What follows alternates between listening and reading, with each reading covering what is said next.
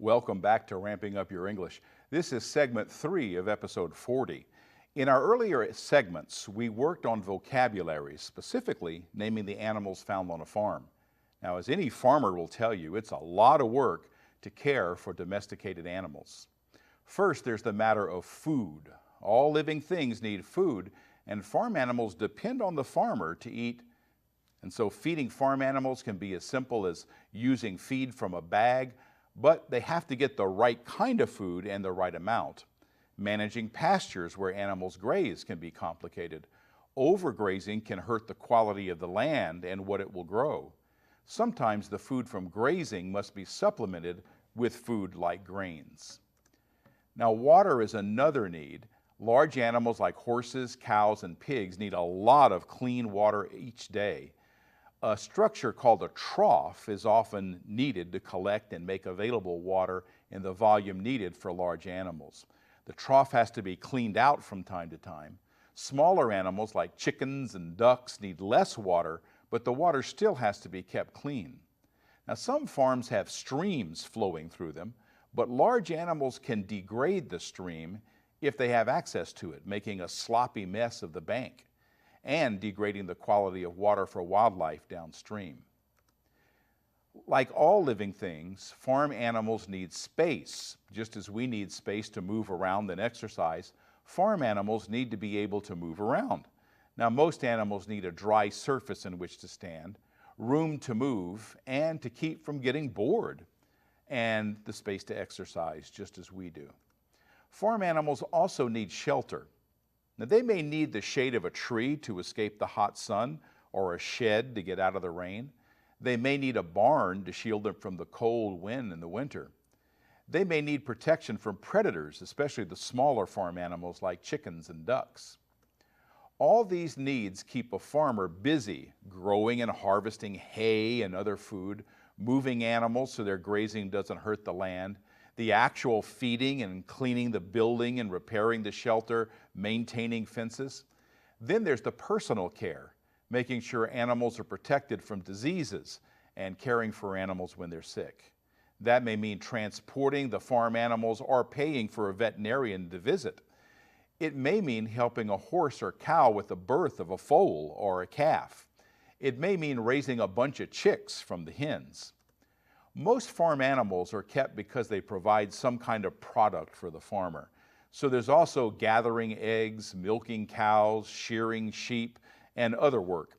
Now, some farm animals provide a service, like horses that produce transportation, or dogs that protect the flock of sheep. So with domesticated animals, there's always a lot of work to be done, some of it in the middle of the night. In some cases, animals are raised, groomed, and trained for competitions. Here's a brief video clip about animals at the county fair.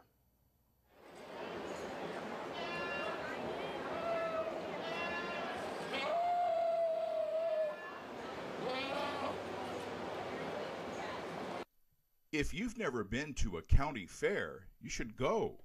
You'll see lots of animals and witness young people building character. This is behind the scenes at the Jackson County Fair.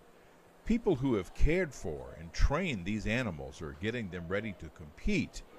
On this day, when the temperature was over 100 degrees Fahrenheit, I'm sure the animals appreciated the cool shower. Both the goats and this steer wagging his tail in pleasure. All this care and preparation lead to showing the animals to judges. This boy showing his sheep. One of the most active groups in animal competition is the 4-H Club. Jackson County 4-H Director Ann Manlove says that all this hard work often leads to higher self-esteem for the kids who undertake this considerable challenge. Right, and I tell that to leaders at leader training. Kids don't gain self-esteem because you tell them they're great. They gain self-esteem because they set their sights on a goal and they take incremental steps to reach that goal. And when they see that they've accomplished it, it is a tremendous builder for them. And I'm thinking, in addition to that, in just the building of character, Yes. these are competitive events where they're showing their animals. Yes. So it appears to me that someone could really put in a lot of work, a lot of care, and they're not the one that gets their blue ribbon.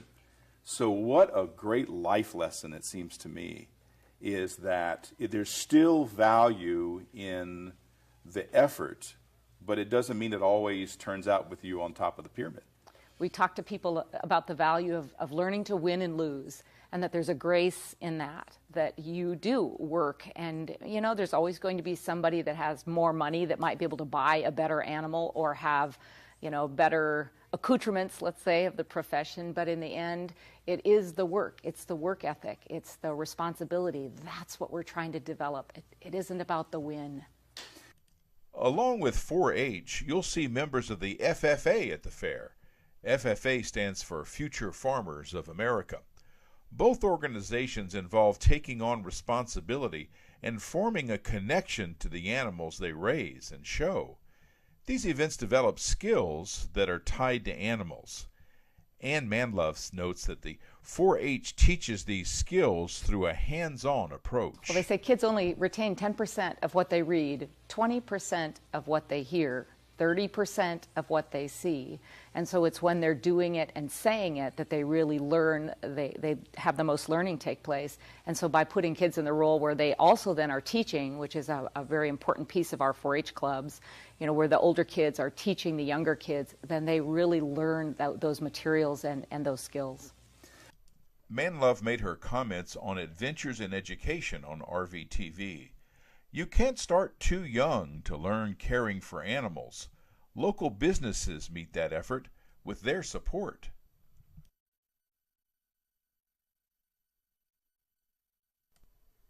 Entering this large arena at the Jackson County Fair, we see a competition in progress that's involved in horseback riding, with challenges in controlling the horse.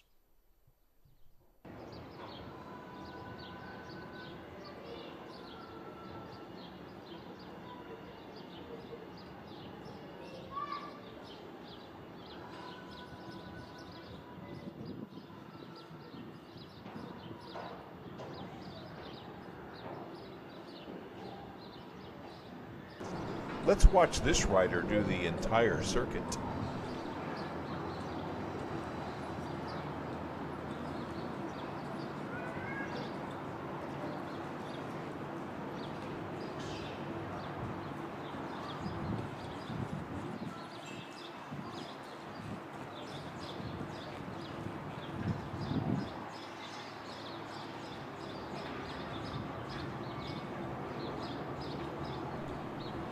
The horse doesn't seem crazy about stepping on that wooden platform, but he persists, and look what happens.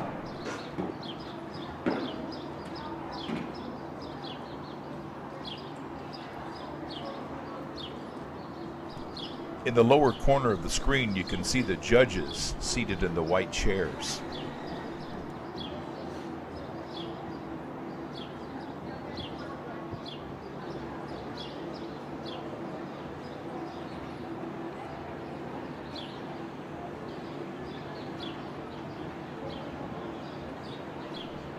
He has to set the yellow bucket on the second barrel.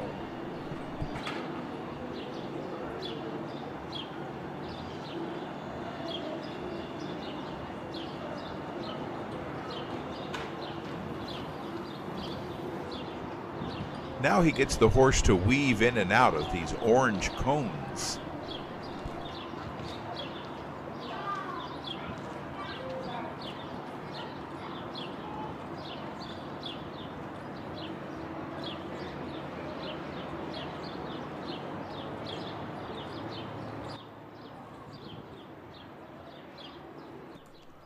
Apparently, the rider wasn't able to unlatch the rope on the first try, but he persists and he finishes the course. It's that kind of persistence that not only gets a good score, but builds character.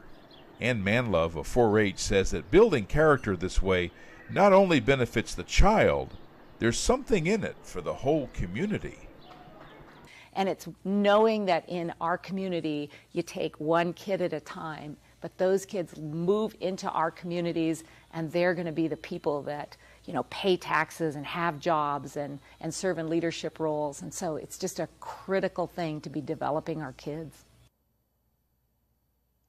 Ann Manlove made her comments during a March 2014 edition of Adventures in Education on RVTV Voices. You can find a link to that entire program on my website, letscreate.org. That's where you can find all the learning materials that go with this episode of Ramping Up Your English.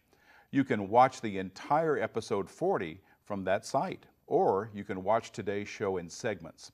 You can watch and even download today's program by going to archive.org/details/RogueTV. Click on the name of this program, Ramping Up Your English, or on my name, John Letts. Then find episode 40. Of course, you can watch Ramping Up Your English on channels 15, 15.1, and 115 on the Ashland Home Network, and on channel 182 on Charter Cable in Southern Oregon. Showtimes are 8 a.m. on Mondays and 7:30 p.m. on Thursdays.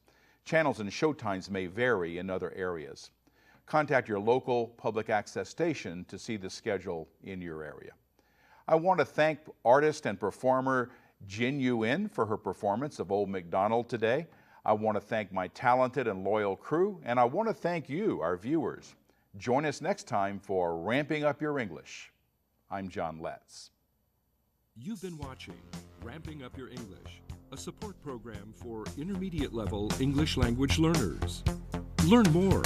Visit our website at letscreate.org. You can also watch or download today's program at archive.org/details/RogueTV. Join us next time on RVTV Voices for Ramping Up Your English.